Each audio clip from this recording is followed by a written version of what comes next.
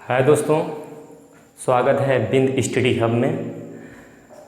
हम पहले वीडियो में पढ़ चुके हैं जीन पियाजे के सिद्धांत की 2 अवस्थाओं के बारे में, और ये जीन पियाजे के सिद्धांत बाल विकास का दूसरा पार्ट है जीन पियाजे के सिद्धांत का, जिसमें हमने बताया था कि जो जीन पियाजे ने का जो संज्ञानात्मक सिद्धांत था उसकी उपनाम, उसके अंतर्गत उन्होंने कौन कौन शब्दों का उपयोग किया था, और 2 अवस्थाओं के बारे में हमने पढ़ चुका है। आज अपन पढ़ेंगे, हमने बताया था कि जीन पियाजे की 4 अवस्थाएं होती हैं, जिसमें से 2 अवस्थाओं को हमने पहले ही पढ़ लिया है, और आज इस दूसरे पार्ट में बची हुई 2 अवस्थाओं के बारे में पढ़ेंगे। आप चैनल में जो नए हैं शेयर करें, सब्सक्राइब करें, बेल आइकन को दबाएं और हमारा सपोर्ट करें। तो हमने थोड़ा पुराना पढ़ लेते हैं, क्योंकि शिक्षण पद्धति कहती है कि हमको पूर्व ज्ञान को नवीन ज्ञान से जोड़कर ही पढ़ाना चाहिए। तो जो हमने पहले पढ़ा था जीन पियाजे की 2 अवस्थाएं, और पहली अवस्था क्या पढ़ी थी? संवेदी गमक अवस्था, जो 0 से 2 वर्ष तक होती है, और दूसरी हमने पढ़ी थी पूर्व संक्रियात्मक अवस्था, जो 2 वर्ष से 7 वर्ष तक होती है। इन अवस्थाओं के बारे में हमने पढ़ा था, इनकी क्या विशेषताएं होती हैं, किन अवस्था में बच्चा क्या करता है, इसके बारे में हमने पढ़ लिया था। अब हम पढ़ेंगे जीन पियाजे की जो तीसरी अवस्था है। तो जीन पियाजे की तीसरी अवस्था है दोस्तों मूर्त संक्रियात्मक अवस्था। अब देखिए, पहला क्वेश्चन यहीं से ही बनता है कि मूर्त संक्रियात्मक अवस्था कब से कब चलती है? 2 से 7 वर्ष तक चलती है। मूर्त संक्रियात्मक अवस्था की अवधि क्या है? 2 से 7 वर्ष है। अब इसकी विशेषताएं क्या है? इस अवस्था में बच्चा करता क्या है? देखिए, तो पहले विशेषता देखेंगे, तार्किक रूप से क्या करता है बच्चा? चिंतन। किसका करता है? वस्तुओं का, घटनाओं का क्या करने लगता है? चिंतन करने लगता है बच्चा। पहली विशेषता क्या है? कि तार्किक रूप से वस्तुओं का चिंतन करने लगता है। दूसरी विशेषता क्या है? कि बच्चा जो है तो इस अवस्था में सही अनुपात करने लगता है। देखिए, इस अवस्था में यदि आप सारे फैक्ट को रट नहीं रहे हैं तो याद करने का छोटा सा ट्रिक ये है कि बच्चा, जो हमने पूर्व संक्रियात्मक अवस्था पढ़ाई थी, जिसको हमने पढ़ाया था कि ये 2 से 7 वर्ष तक हमने पढ़ाया था पूर्व संक्रियात्मक अवस्था। तो जो बच्चा पूर्व संक्रियात्मक अवस्था में नहीं कर रहा है ना, वो सारी चीज़ें बच्चा क्या करेगा? मूर्त संक्रियात्मक अवस्था में कर लेगा। जैसे हमने आपको एक उदाहरण लेके पूर्व संक्रियात्मक अवस्था के बारे में बताया था कि जैसे क्या है कि बच्चा क्या करता है, ये 1 केजी क्या है? रुई है, ठीक है, और ये क्या है? ये 5 केजी क्या है? यहाँ पे पत्थर है। और बच्चे से पूछा गया है कि इसमें भारी कौन है, तो बच्चा क्या बताएगा? इसमें भारी कौन है? रुई भारी है। तो रुई भारी है, तो इसमें बच्चा क्या कर रहा है? इन दोनों का सही अनुपात नहीं कर पा रहा है। लेकिन क्या होगा, जैसे ही बच्चा मूर्त संक्रियात्मक अवस्था में आएगा, जो 7 से 11 वर्ष तक चलती है, तो उस अवस्था में बच्चा क्या कर लेगा? इनका सही अनुपात कर लेगा।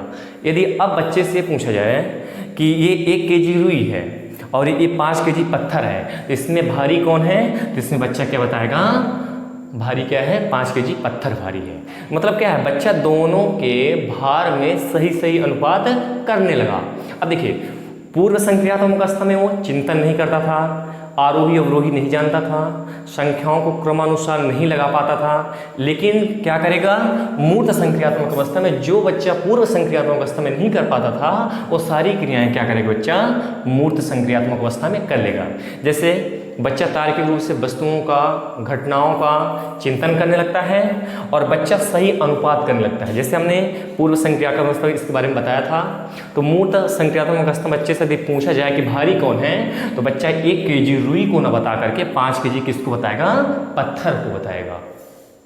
तीसरा क्या है? देखिए, क्रमबोध, क्रमानुसार और वर्गीकरण। मतलब बच्चा यदि संख्याएं उसे दी जाए तो बच्चा उसको क्या कर लेगा? क्रम से लगा लेगा। क्रम से मतलब जैसे हम बच्चे को दे दिया 1, 3, 2, 5 और क्या दे दिया? 4। अगर बच्चे को हम ऐसी संख्याएं दे दें तो बच्चा जैसे मूर्त संक्रियात्मक अवस्था में आएगा तो इसको क्या कर लेगा? बच्चा सही क्रम से लगा लेगा। जिससे क्या हो जाएगा? 1, 2, 3, 4 और क्या? 5। तो संख्याओं का बच्चा क्या करेगा? क्रम से लगा लेगा। तो हमने मूर्त संक्रियात्मक अवस्था में ये 4 विशेषताएं पढ़ी हैं, इनको आपको याद करके रखना है। अब अपन चलते हैं जीन पियाजे की चौथी और अंतिम अवस्था के बारे में।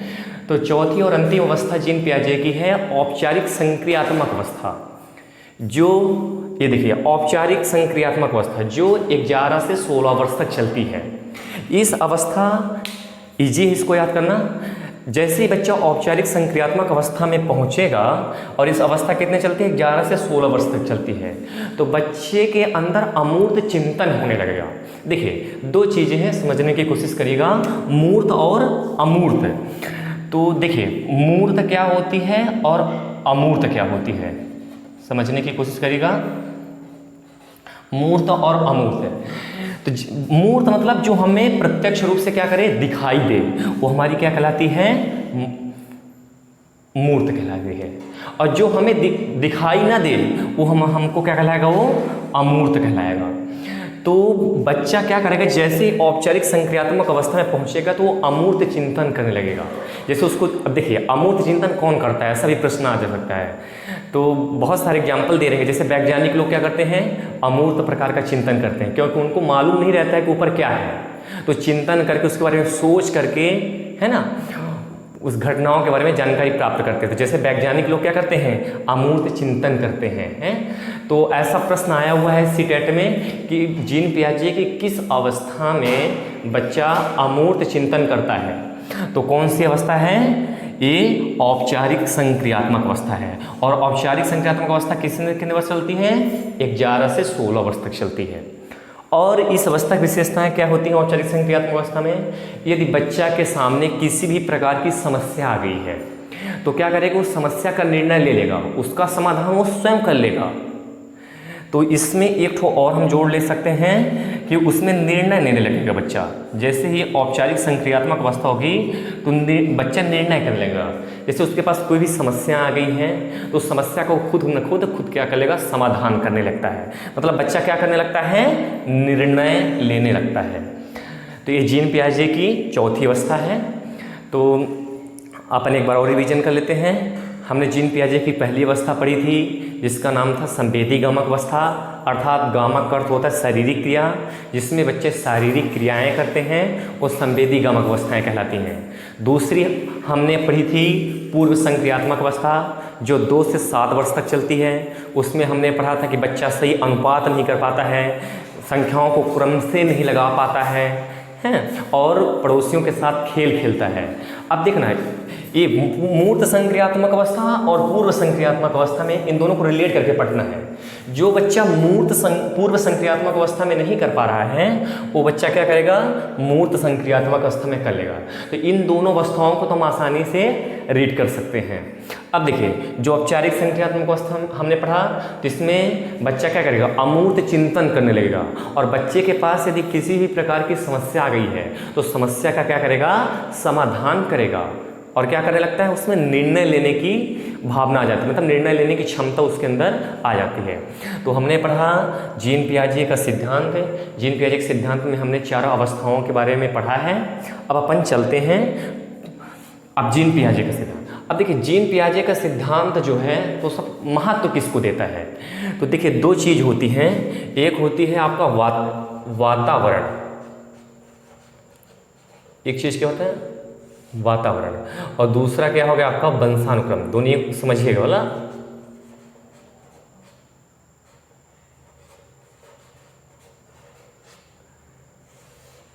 अब देखिए वातावरण और वंशानुक्रम क्या होगा, तो वंशानुक्रम क्या होता है, जो आपके माता पिता से या तो उनके पूर्वजों से प्राप्त होता है वो क्या कहलाते हैं, वंशानुक्रम। जैसे एक पीटरसन वैज्ञानिक थे, उन्होंने वंशानुक्रम की परिभाषा दी थी कि बच्चे को जो उसके माता पिता से अथवा पूर्वजों से जो गुण की प्राप्ति होती है, लक्षण प्राप्त होते हैं, उसे हम क्या कहते हैं, वंशानुक्रम कहते हैं। अब देखिए जो जीन पियाजे का सिद्धांत है वो किसको महत्व देता है, वातावरण को, वंशानुक्रम को। तो आपको ध्यान रखना है कि अगर इसको हम 100% में मेजर के करें तो 99% जीन पियाजे का सिद्धांत वातावरण को महत्व देता है और केवल 1% ये क्या है, वंशानुक्रम को महत्व देता है। तो ये ऐसा पूछा हुआ क्वेश्चन है कि जो जीन पियाजे का सिद्धांत है वो सबसे ज़्यादा किसको महत्व देता है, तो किसको महत्व देता है, वो वातावरण को महत्व देता है। लेकिन 2017 सीटेट में पूछा गया क्वेश्चन है कि जीन पियाजे आया था प्रश्न कि जीन पियाजे का सिद्धांत सर्वाधिक किसको महत्व देता है।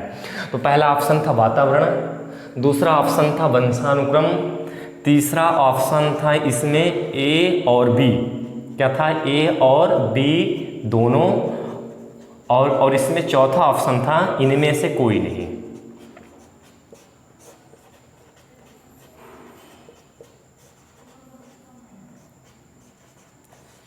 इनमें से कोई नहीं। तो इसमें आप क्या टिक लगाएंगे, ए नंबर। ये बिल्कुल क्या है, गलत है। इसमें क्या होगा, ए एंड बी दोनों। तो ध्यान रखना है कि अगर ऐसा प्रश्न आता है, अगर विकल्प में आपको वंशानुक्रम रहेगा तो आपको वातावरण और वंशानुक्रम में ए बी दोनों लगाना है। यदि ये वंशानुक्रम नहीं रहता है, इसके स्थान में कोई और विकल्प दे देता है, तो आपका सही आंसर क्या होगा, वातावरण होगा। तो जो जीन पियाजे का सिद्धांत है, उन्होंने सर्वाधिक अपने वातावरण को महत्व दिया है, ना कि वंशानुक्रम को दिया है। तो ये जीन पियाजे का हमने सिद्धांत पढ़ा। अब अपन आगे पढ़ेंगे लॉरेंस कोहल वर्ग का नैतिकता का सिद्धांत। तो एक बार पुनः रिवाइज कर लें। जीन पियाजे ने किसका सिद्धांत दिया था, संज्ञानात्मक सिद्धांत दिया था। जीन पियाजे ने अपने सिद्धांत में किसको महत्व दिया है, सर्वाधिक वातावरण को दिया है। लेकिन ध्यान रखिएगा, अगर विकल्प में दोनों आते, वातावरण वंशानुक्रम, तो आपको दोनों को टिक करना है, ए और बी दोनों। यदि वंशानुक्रम